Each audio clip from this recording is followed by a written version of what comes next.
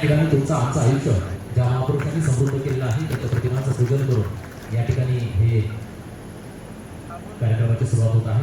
दीपप्रज्वलन होत आहे.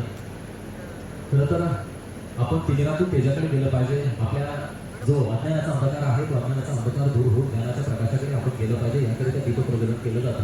त्याचा ध्यास असावा. हा मौलिक संदेश या ठिकाणी महापुरुषांच्या प्रतिमांच्या पूजनामधून आणि या दीपप्रज्वलनामधून आपण घेऊया. उद्देशिकेचं वाचन करणार आहोत आणि राष्ट्रगीतानं कार्यक्रमाची सांगता करणार आहोत. मी सर्वांना विनंती करतो की आपण संविधानाच्या उद्देशिकेच्या वाचनाकरता उभं राहावं. या ठिकाणी भगोपानी पुरस्कार 2026 या ठिकाणी आज संपन्न होतोय. या पुरस्काराच्या स्मरणिकेचं प्रकाशन विमोचन या ठिकाणी संपन्न होतोय. जोरदार टाळ्यांच्या गजरामध्ये आपण या स्मरणिकेचं या ठिकाणी स्वागत करूया.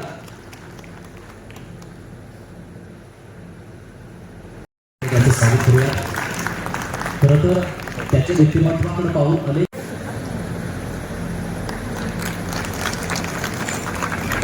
यानंतर या कार्यक्रमाला आवर्जून उपस्थित असते.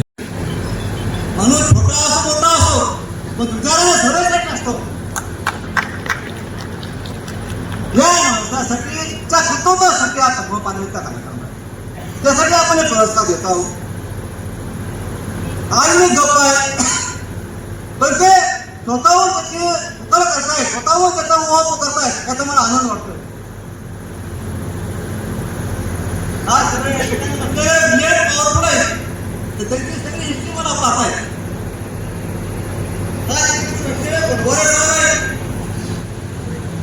त्याने सुरुवातीपासून शेवटपर्यंत त्या आर्टिकलमध्ये एखादी आक्षेपार्ह जर तरतूद असेल, काही मसुदा असेल, काही लिहिलं असेल तर आक्षेप मांडण्यात यावा. मी का मानतो माहितीये? कारण ते त्या सर्जनशील समाज निर्मितीसाठीचा हा पुरस्कार सोहळा आहे. मी विषयापासून दूर जाणार. आम्ही एक जबाबदार नागरिक आहोत आणि जबाबदार नागरिक म्हणून जर आम्ही स्थिर बसलो. साहेब मंचावर पल्लवी जाधव आहेत, त्यांना विचारा. त्यांचा सन्मान सोहळा अनेक जागेवर होतो, अनेक त्यांना पुरस्कार दिले गेले. महाराष्ट्रामध्ये त्यांचं नाव आहे. तुम्हाला असं वाटेल की यार मुलीचं खूप चांगलं आहे, त्यांना विचारा. कधी कधी अशा कॉमेंट येतात की त्यांना रात्रभर झोप असं. कुठला समाज घडवला आम्ही? आमच्या लेखी बाईला 3 वर्षाच्या मुलीवर बलात्कार झाला पुण्यामध्ये. प्रचंड संताप आम्ही व्यक्त केला. आज कुठे आम्ही विसरलो. आता दुसरा बलात्कार होईपर्यंत आम्ही झोपलेलो असतो. सगळे पत्रकार म्हणून जबाबदारीने तुमच्याकडे मागणी करतोय. या ठिकाणी आमचे मित्र पांडुरंग सुतार हा खूप मोठ्या मनाचा माणूस आहे. मगापासून वामनदादा कर्डकांचे अनेक संदर्भ त्यांनी त्यांच्या सूत्रसंकलनात दिले. एक संदर्भ मी देतो. डॉक्टर बाबासाहेब आंबेडकरांच्या बद्दल वामनदादा कर्डकांनी त्यांच्याबद्दल एक 4 ओळी म्हणताना असं म्हणलंय की भीमा तुझ्या मताचे जर 5 लोक असते, कुठे ती 5 लोक नाहीत म्हणून ही कविता लिहिण्यात आली. प्रदीप तरकसे नावाचा माणूस सहकुटुंब या चळवळीमध्ये समर्पित आहे. त्यांचा मुलगा इथेच आहे, त्यांची मुलगी इथेच आहे, त्यांची अर्धा मुली इथेच आहे. संपूर्ण कुटुंब पाठीमागा हौसराव पवार सर आहेत. या पद्मपाणी सोहळ्याच्या पाठीमागे त्यांची खूप मोठी मेहनत असते. या पुरस्काराची निवड ते करतात. म्हणून मला या पुरस्कार सोहळ्याच्या निमित्ताने आम्हा सर्वांना जबाबदारीची भावना द्यायची आहे की या पुरोगामी महाराष्ट्रामध्ये धर्मवाद, जातीवाद रोखलेला आहे. साहेब मला माफ करा, या ठिकाणच्या या जिल्ह्याच्या पोलीस अधीक्षकांनी एक निर्णय घेतला. जी नंबर नावाची प्लेट असते पोलिसाच्या छातीवरती, त्याच्यावरचं आडनाव गायब केलं. किती वाईट शोकांतिका आहे. त्याच्या पाठीमागची भूमिका ही व्यापक नाहीये. त्याच्या पाठीमागची भूमिका ही भीती आहे. का? आडनावावरून जात हेरली जाते आणि जातीवरून भूमिका, जातीवरून त्याच्याकडे बघण्याचा दृष्टिकोन आणि पोलिसांच्या छातीवरच्या नंबर प्लेटवरचं आडनाव गायब झालं. का? त्यांची जात लपवली चालली. अरे हा महाराष्ट्र असा नव्हता. कसा तो यामुळे झाला की वाईट माणसं खूप ऍक्टिव्ह झालेत म्हणून नाही, चांगली माणसं गप्प बसली म्हणून हा समाज या टोकाला जाऊन बसला. आणि अत्यंत आश्वासक काम करणाऱ्या लोकांना हा पुरस्कार दिला जातो. आमच्याकडे तर सारिका गायकवाड एक दिवशी रात्री फोन केला 2 वाजता. तरी एक अबलान आली, रस्त्याला पडली, तिला कोणतरी सोडून गेले, तुम्ही आता या. ती 2 वाजता त्या ठिकाणी जाऊ शकली. मला असं वाटतं हा पुरस्कार योग्य माणसं. किरण डोळस नावाची एक कार्यकर्ती. इथं अनेक ज्यांचं नाव आता आमच्याकडे रमाकांतजी आहेत, रिपोर्टरचा पत्रकार आहे. शोध पत्रकारितेला चॅलेंज नाही. हरिदास तावरे नावाचा पत्रकार आहे. काय मिळतं या पत्रकारांना? साहेब आम्ही आमच्या बुद्ध्यांना स्वतःचा विकास करण्यासाठी वापरले असतात तर आम्ही क्लास 1 क्लास 2 झालो असतो, पण नाही. समाजाचा धुणं धुता ह्या लोकांनी स्वतःचा स्वार्थ बाजूला ठेवला. साहेब, अनेक पत्रकार आहेत आमच्याकडे, 80% पत्रकारांना स्वतःची घरं नसतात. भाडे देऊन राहणारे हे पत्रकार समाजाच्या उन्नतीसाठी काम करतात आणि त्यानंतर सुद्धा जर समाज जातीवादी होत असेल, जातीच्या बंधनामध्ये पडत असेल आणि जातीवरून आम्ही एकमेकाला पाहणार असतो, तर दुर्दैव आहे आजवरच्या शिक्षण प्रणालीचं. तर जेव्हा 3 वर्षाच्या मुलीवर बलात्कार करतो, आम्हाला खंत वाटतं की हा समाज आम्ही घडवला. आणि दुर्दैवाने आम्ही काय म्हणतो, अरे 3 वर्षाच्या मुलीवर बलात्कार झाला, गृहमंत्र्यांनी राजीनामा द्यावा. त्यांनी राजीनामा दिला, हा बलात्कार थांबणार आहे? तर एका मुलीवर आमच्या समाज व्यवस्थेमधला एक नराधम जेव्हा बलात्कार करतो, त्यावेळेस ती शिक्षण प्रणाली हरलेली असती, तुमचं कुटुंब संस्कृती हरलेली असती आणि तुमच्या अनेक पद्धतीच्या शिक्षण प्रणाल्या, समाज व्यवस्था सगळ्या हरलेल्या असतात. तेव्हा एक नराधम 3 वर्षाच्या मुलीवर बलात्कार करतो, त्याच्या मुलीचा बाप म्हणून तुमच्यासमोर खंत व्यक्त करतो. कशासाठी आम्ही मुली जन्माला घालायच्या? एक बाप म्हणून सांगता हा समाज माझ्या मुलीचं संरक्षण करणार नसेल आणि माझ्या 3 वर्षाच्या मुलीवर जर हा समाज बलात्कार करणार असेल, तर मला असं वाटतं की आम्हाला आता मुलीच्या जन्माचं स्वागत करा ही असल्या प्रकारच्या जाहिराती लावण्याचा नैतिक अधिकार ह्या समाजाला नाहीये.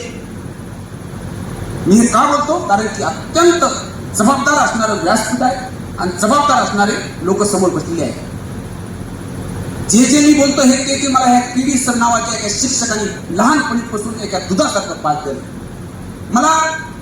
मला किडी राऊत या माणसाचा वैचारिक मुलगा समजलं जातं. इतक्या पोटतिडकीने मी का सांगतो की माझ्या शिक्षकांनी मला हे सांगितलं आणि त्या गोष्टीसाठी जबाबदार आहोत. आणि जेव्हा आम्ही भूमिका घेतल्या, तर मी परवा दिवशी भूमिका घेतली की आम्ही अनेकदा मुस्लिमांचा द्वेष करतो, मुस्लिमांच्या कत्तलखान्यामध्ये गायी गेल्या म्हणून आमची तक्रार असते. मात्र त्याच गायी कापण्याबद्दल आम्ही मुस्लिमांचा जेवढा द्वेष करतो, तेवढा द्वेष आम्ही त्या गायी विकणाऱ्या लोकांचा करतो का? अरे कोणीतरी गाय विकताय याच्यावर चिंतन का केलं पाहिजे? कारण की मला त्या केवळ एका घटनेवर नाही द्यायचं. साहेब, समाज दुभंगलेला आहे. आम्ही धर्मावरून आणि जातीवरून एकमेकांकडे दुर्लक्षित झालेलो आहोत, एकमेकांकडे त्याच चष्म्याकडून पाहत आहोत. आणि जर आम्हाला एक चांगला समाज घडवायचा असेल, तर जे बुद्धिजीवी लोक घरात बसलेत, आपल्याला काय करायचं? आपल्याला काही देणे नाही. आणि तुम्हाला एक सांगतो, डॉक्टर बाबासाहेब आंबेडकरांनी हा समाज उभा राहावा, घडावा म्हणून जी 7 लोक बाहेर देशामध्ये शिक्षणासाठी पाठवली होती, त्यातली 6 लोक तिकडे सेटल झाली. हे दुर्दैव आहे. आणि म्हणून तुम्ही शिकलेली गोष्ट, तुम्हाला मिळालेली जी समुदाय शिदोरी आहे, ती पुढच्या पिढीवर देण्याचं काम करावं आपण. आणि आमच्या सगळ्यांची जबाबदारी आहे. मला केडी सरांनी काही दिलं असेल तर मला ऐकणाऱ्या लोकांना मी ते दिलं पाहिजे. मी फक्त वाहक आहे. तर मला आता एक जाधवर सरांचं आडनाव आहे, जाधवर. माझी एक क्षणात आला, अरे निवड झाली, कशासाठी आलं? तरी आमच्या अवतीभोवतीचं वातावरण गलिच्छ होऊन बसलेलं आहे की आम्ही आता लोक जातीवरून पाहतो. आम्ही जात बघून त्याच्यावरची प्रतिक्रिया देतो. आणि म्हणून माझी विनंती आहे तुम्हाला, एक चांगला समाज घडवायचा असेल तर फुले शाहू आंबेडकर फक्त प्रतिमाबद्ध होऊन चालणार नाही, ते कृतीबद्ध होणे गरजेचं आहे. आणि पद्मपाणी सोहळा तुम्हाला त्याच कृतीबद्ध चळवळीसाठी आग्रह करण्यासाठी हा सोहळा गेल्या 17 वर्षापासून उभा करतो. आणि म्हणून या सोहळ्याकडून हा पुरस्कार घेऊन जात असताना या 17 वर्ष पुरस्कार म्हणजे कमाल साधी गोष्ट नाही. 17 वर्षांचा कालखंड म्हणजे फार कालखंड. मी काय जास्त वेळ घेणार नाही, मला कोणी संधी दिली.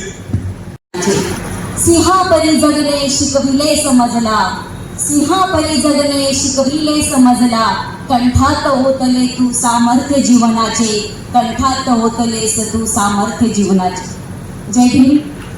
मी पल्लवी भाऊसाहेब जाधव, पोलीस उपनिरीक्षक, anti human trafficking unit Beed आणि दामिनी महिला सुरक्षा पथक बीड.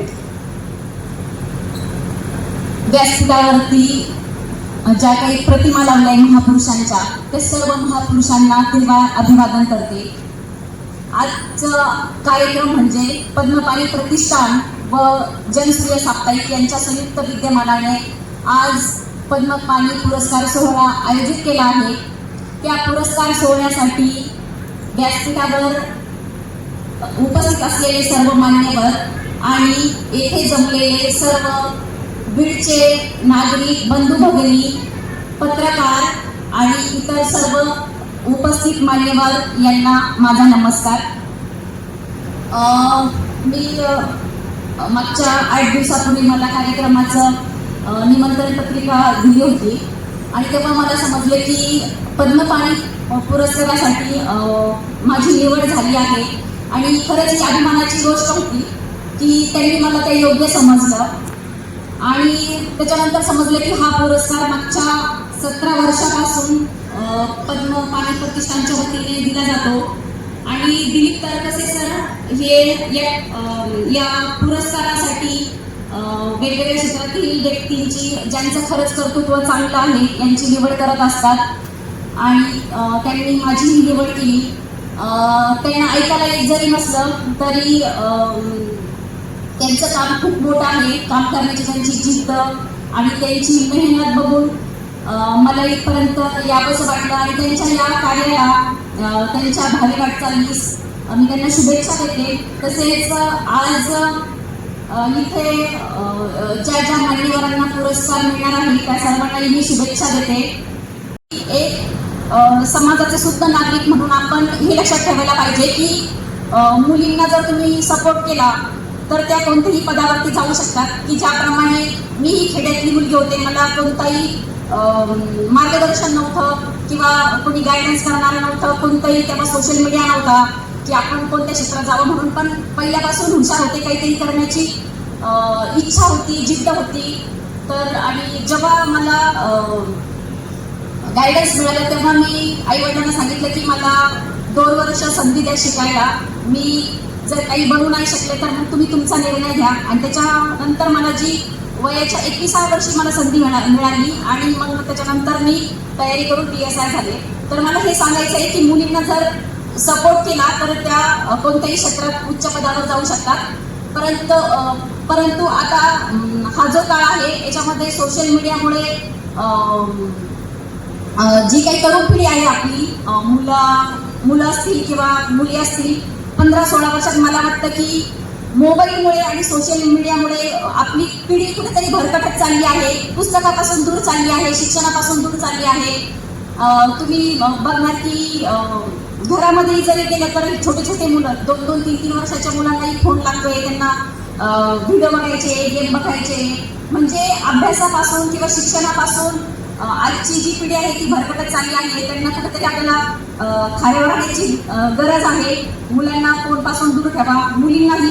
कारण की त्या मोबाईलमुळे एवढे मुलांना 13-14 वर्षांच्या मुलांचे प्रेम प्रकरण सुरू होत आहे. कारण की माझ्याकडे सर्व तेच मॅटर येतात मुला-मुलींचे.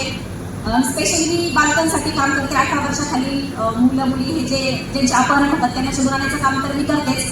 पण दामिनी पथकाच्या माध्यमातून माझ्याकडे अशा केसेस येतात की 13 आणि 14 वर्षांचे मुलं-मुली मोबाईलवरती एकमेकाच्या संपर्कात येत आहे, प्रेम संबंध त्यांचे निर्माण होत आहे. त्यातून ते काहीतरी विचित्र वागत आहे किंवा घरातून पळून जाण्याचा निर्णय घेत आहे. तर कुठेतरी आपण पालक म्हणून मुलांना वेळ देण्याची गरज आहे, त्यांच्याशी संवाद साधण्याची गरज आहे, त्यांना प्रेम देण्याची गरज आहे, जेणेकरून ते कुठेतरी कोणाच्या तरी नादाला बाहेर लागणार नाही, कुठेतरी ते भटकणार नाही किंवा अभ्यासापासून शिक्षणापासून ते दूर जाणार नाही याची काळजी आपण पालक म्हणून घ्यायची आहे.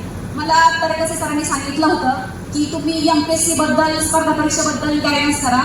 तर मी त्यांना सांगितलं की इथे विद्यार्थी नाहीये, सर्व पालक वर्ग आहे, तर मी तर काय म्हणणार. तर सरांचं असं म्हणणं की पालकांना सांगणं जास्त गरजेचं आहे.